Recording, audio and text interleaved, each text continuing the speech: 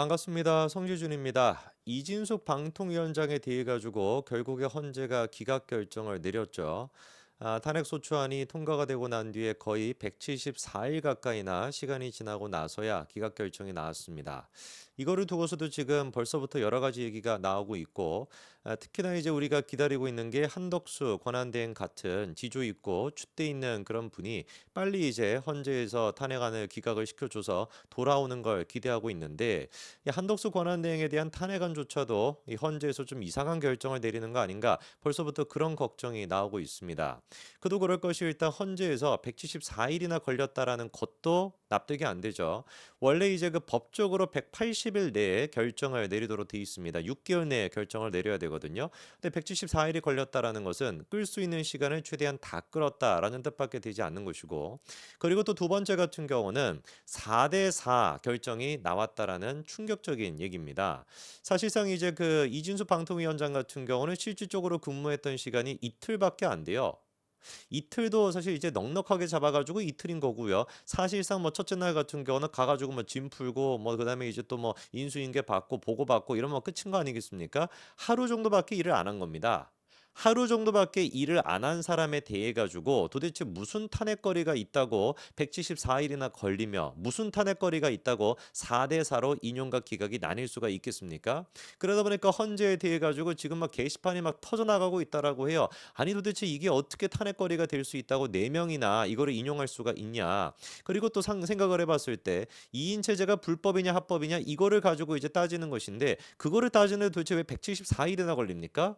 헌재에 계시는 분들은 법률 전문가들 아닙니까? 그 전문가들이 8명이나 모여가지고 결정을 내리는데 2인 체제가 합법이냐 아니면 합법이 아니냐 요거 결정하는데 왜 174일이나 걸리냐고요. 시간을 끌고 민주당의 눈치를 보다가 이렇게 시간이 걸린 것이고, 그리고 그것조차도 4대 4로 결정을 내리다 보니까 헌재에 대해 가지고 지금 불신이 더 커지게 되는 거 아니겠어요. 한덕수 권한대행의 문제 같은 경우도 이 탄핵의 정족수 자체가 150명이냐 200명이냐 이 지금 문제를 아직까지도 헌재가 결정을 못 내리고 있습니다.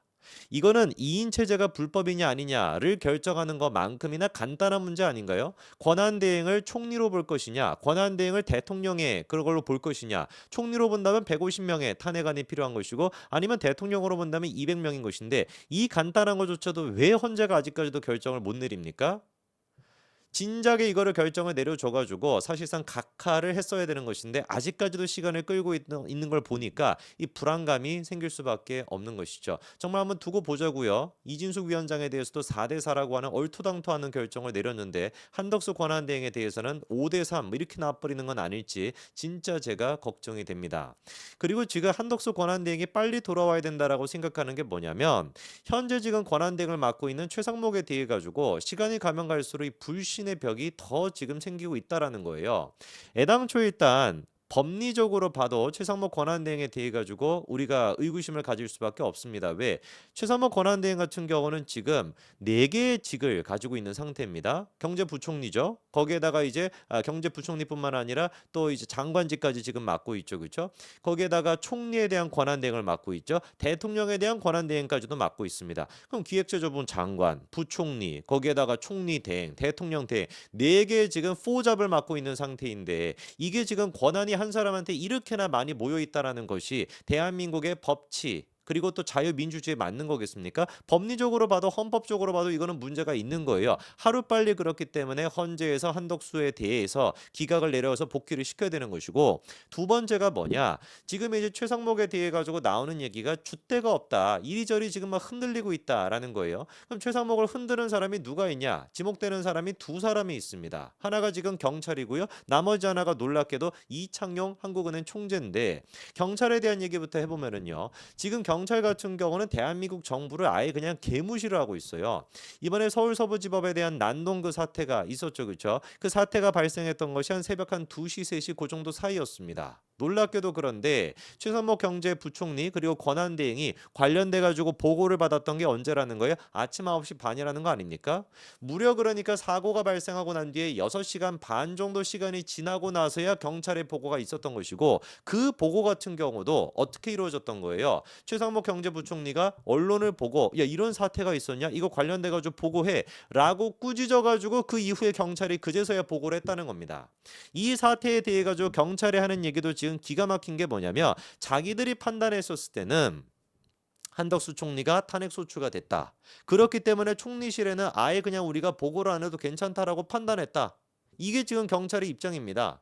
지들이 자의적으로 판단해가지고 야 한덕수 권한대행 지금 뭐 나가리 된 상태 아니냐, 총리실 자체가 나가리 된 상태 아니냐, 뭐하러 우리가 그거에 대해 가지고 뭐 보고를 할 필요가 있어, 총리실이 이미 마비가 돼 있는데, 이렇게 자기들이 자의적으로 판단해가지고 보고를 안 했다라는 거예요. 이런 지금 개미친 나라가 어디 있습니까? 지난번에도 최상목 경제부총리가 권한대행으로서, 대통령 권한대행으로서 야 윤석열 대통령 체포영장 지금 집행하려고 하는데 그거에 대해 가지고 경호처랑 협조해라고 했었을 때 그때 당시 경찰청장 권한대행이 뭐라고 그냥 대놓고 얘기합니까? 우리는 그거는 비합리적인 것이라고 생각하기 때문에, 부조리라고 생각하기 때문에 명령을 따르지 않겠습니까? 않겠습니다. 이렇게 대놓고 얘기하잖아요. 이게 지금 경찰이 처해 있는 모습이라니까요. 이게 지금 최상목이라고 하는 사람이 보여주고 있는 리더십의 모습이라니까요.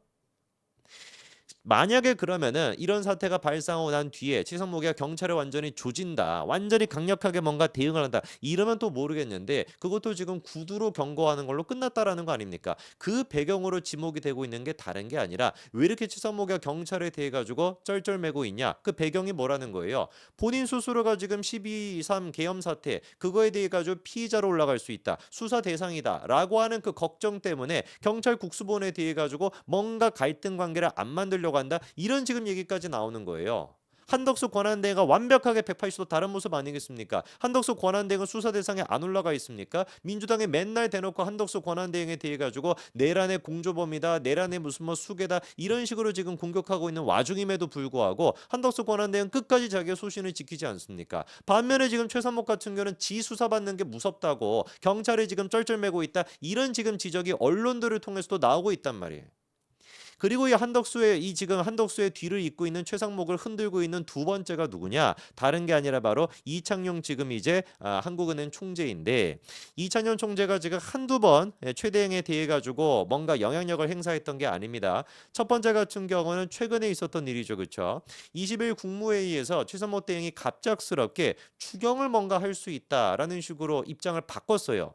입장을 바꿨다라는 게 뭐냐? 지난번에 같은 경우는 분명히 원래부터 갖고 있던 입장이 뭐였냐? 예산의 신속한 집행이 먼저다라고 하면서 추경 자체에 대해서 근원적으로 반대하는 입장을 보였거든요. 그러다가 갑자기 21일 입장을 바꿔버린 거예요. 그 사이에 그럼 무슨 일이 있었냐? 이창용 지금 총재가 16일 날 무슨 얘기를 했습니까? 비상계엄의 성장률이 둔화돼 추경을 조속히 집행해야 된다. 15조에서 20조 정도 규모로 추경하는 게 맞지 않겠냐? 이런 입장을 16일 날 내고 나니까 갑작스럽게 지금 최대행 같은 경우도 21일 날 입장을 선회한 거거든요.